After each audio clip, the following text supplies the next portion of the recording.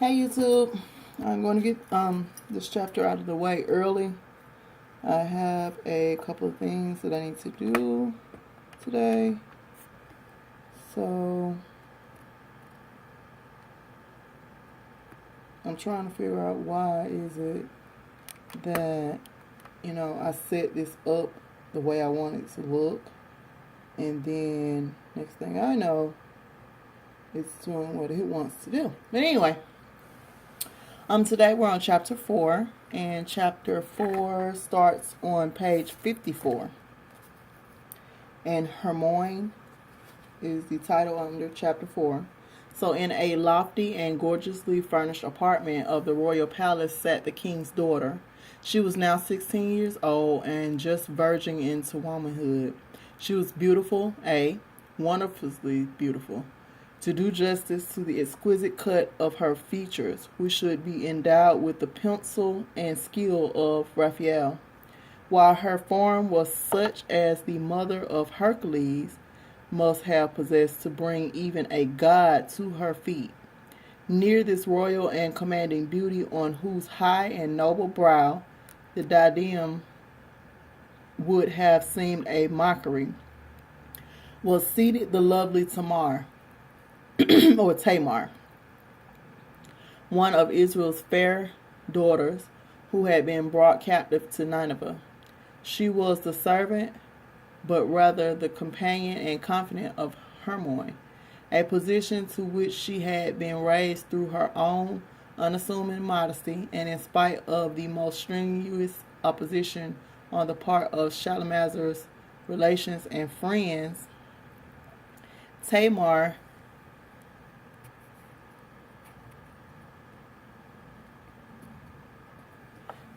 had succeeded in filling the soul of her royal mistress with the noblest thoughts, and was in turn regarded by her as a sister. The maidens had evidently been conversing on some very interesting subject, for the heightened color and the sparkling eye of Hermione spoke of mighty feelings stirred within her bosom.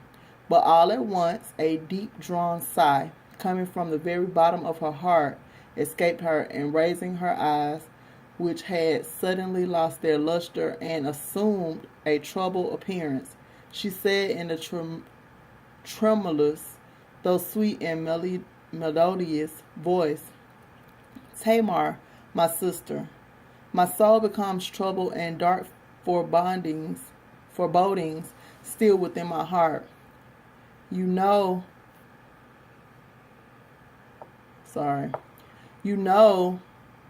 the revengeful nature of my cousin Amalek, and I tremble for the life of my noble Nahum. Until recently, my cousin has regarded me as his destined bride. His rank and wealth have purchased him a power and influence second only to that of the king. My father, while his known adherence to the false gods and errors of this heathen nation, whereas my father is more than suspected of a strong leaning toward the true God of Israel, gives him fearful ascendancy.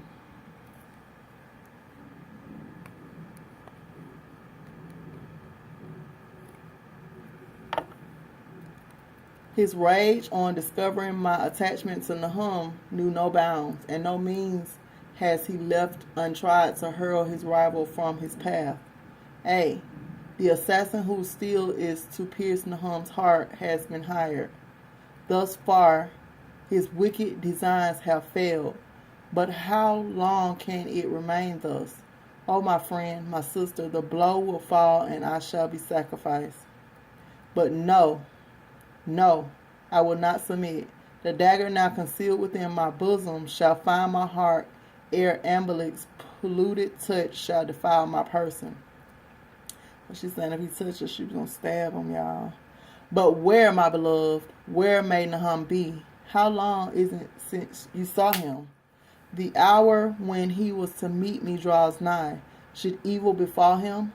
Oh, grieve not, dear mistress," interrupted Tamar in a low, silvery voice. "Grieve not.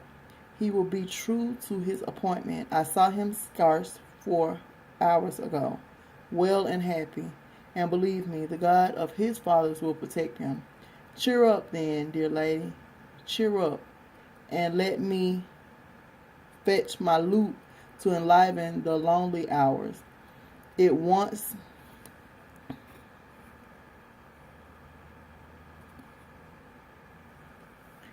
it wants yet an hour to midnight, and not before the 3rd hour of the morning. When everybody is buried in sleep, may you expect to behold your lover. With a melancholy smile, Hermione thanked her companion, and the latter went to fetch the lute. After a short and lively prelude, she sang, "Drive trouble and sorrow away from your bosom. Let darkness and gloom not overshadow your life. Take courage and fear not, for everywhere blossom. Truth, love, and friendship, spite, warfare, and strife." Okay. Maybe I'll be better at the second one. Though perils even death may endanger his coming, your lover is brave and his heart knows no fear. Like the lion who through Afric's deserts is roaming, he will come, for he knows that his true love waits here. Blessing for woman, the greatest all over, is a constant, a faithful, a trustworthy lover. So she was singing her song. And the last note of the refrain was yet trembling on the air when footsteps were heard approaching the room where the maiden sat.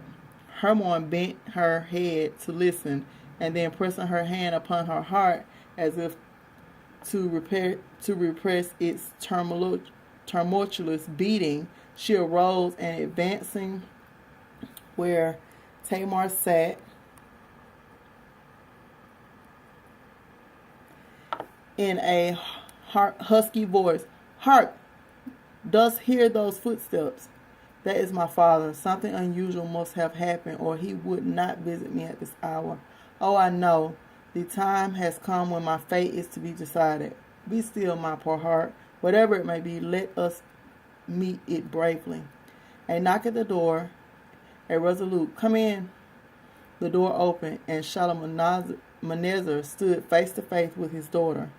The conqueror of Samaria was at this time about 65 years of age and rather above the medium height.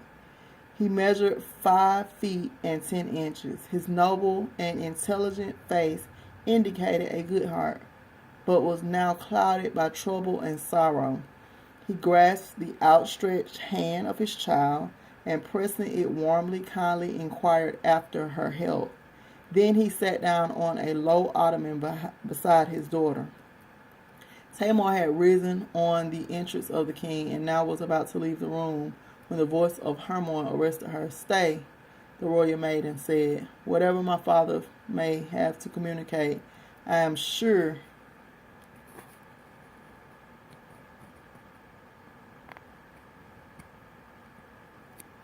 it is nothing that my friend and companion might not hear."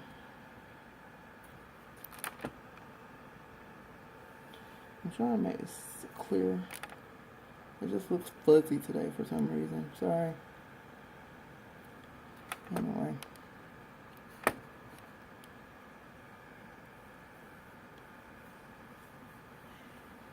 "It's not so, my father?" "Yes, my child. Although I had wished that our conversation should be private, yet as you desire it, Tamar may remain.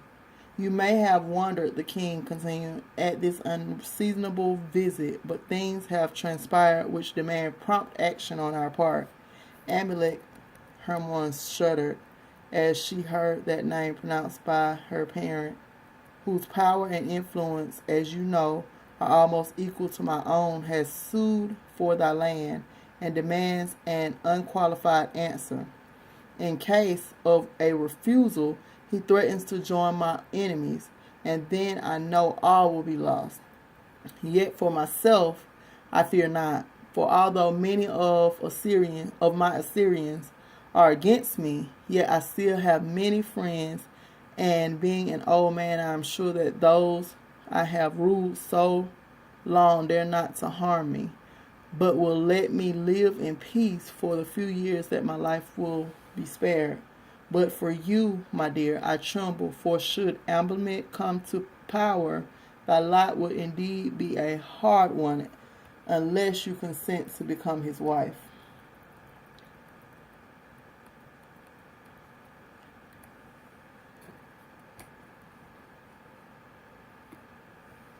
I hasten hither to communicate this, and also to tell you that I have gained 3 days for you to make up your mind. After that time, Amelimet awaits an answer, and alas, your poor old father has lost the power to protect his child. But I wish you to understand that I will not force you to do anything against your own inclination. So you will only have to examine your heart and give your answer according to its promptings. Now, you know all, and as I am a bad counsel in affairs of the heart, and the time for retiring being come, I bid thee good night, my child, and may thy dreams be pleasant and happy.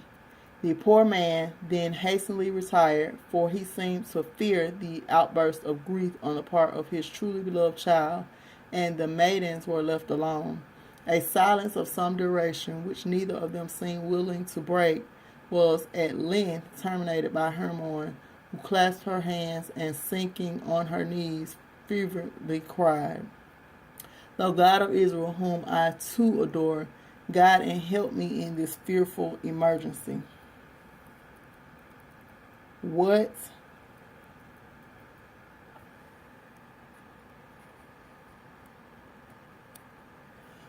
Oh, what shall I do? On one side, my poor, almost heartbroken father. On the other side, the friend of my bosom, my noble and brave lover. But lo, behold at my father's back that dreadful, that abhorred man Abimelech,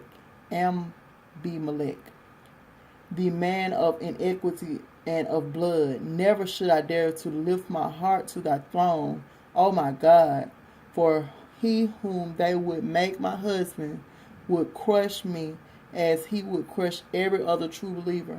No, duty toward my Creator demands, and I will obey. Death or Nahum. She had arisen, but now she had sank back on her ottoman. Exhausted nature could hold out no longer, and she fell into a deep and swoon-like sleep. Tamar bent over the sleeping maiden, and long and anxiously did she watch, but at length she was convinced that the sleep was sound and that there was no danger. She therefore went back, trimmed her lamp for the night, and sat down on her own low couch. Here she began to muse, and anon, giving words to her thoughts, she said, "There she lies, young, rich, and beautiful, the daughter of a mighty king, but oh, how unhappy!" Now all of the wealth of Solomon could compensate her for the trouble she feels. Not even I, the despised captive, would exchange my lot for hers. I too love. Between me and my love there also arise dangers. I too can say my lover is brave and his heart knows no fear, but between me and my heart's choice there stands no abhorred suitor, and I need not to fear the breaking of a father's heart. I am free in my choice, and therefore, although a captive, freer than my royal mistress. O Harim, my true, my noble lover, I feel it. I shall be yours.